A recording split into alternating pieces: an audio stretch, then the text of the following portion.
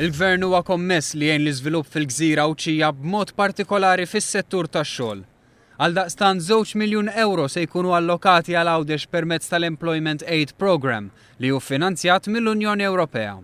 Ħabbar dan is-Segretarju Parlamentari għall-Presidenza Ewropea 2017 u Fondi Ewropej Ian Borg fi żjara li għamel fl-uffiċini tal-istess ETC f'Ħalfar.